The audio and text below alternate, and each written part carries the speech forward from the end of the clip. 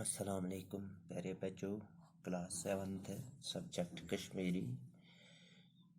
page number 41 लेसनस नाव त्रे लुकत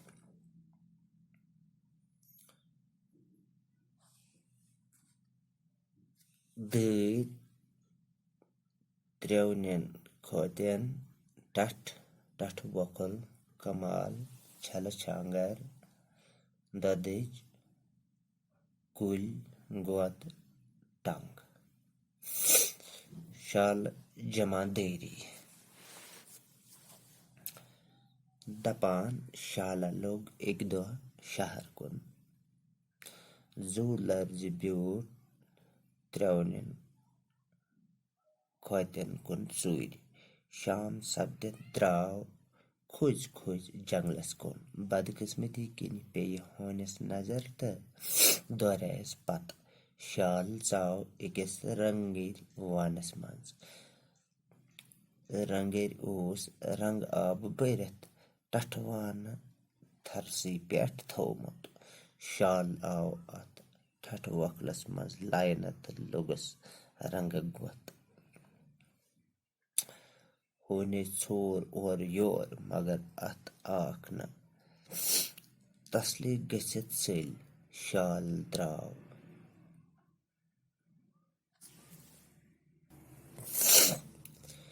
चूर चूर तो वोत रातों रात जंगलस मज पगा वुच सारवायो शालो रंगदार जानवर तो समियास इंद इंद दोपहर सह्यू रंगदार जानवर तुन अस पत वनस मज जह वुचमुत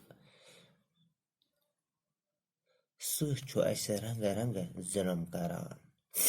अस बनावो सह पनुन बादशाह शालस खोत यह बोजित कमाम हू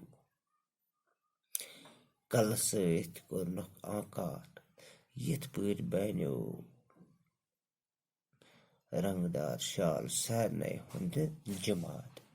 एक दह सारी शाल जमातस इंद इंद बिहित एक शालन दिस टांग अद मोक लग सारी शाल टांग दिन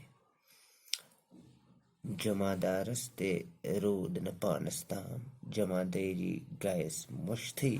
लोग शालन से टांग दिन शालो याम जमादार संज टांग बोज दोपक ओहो ओहो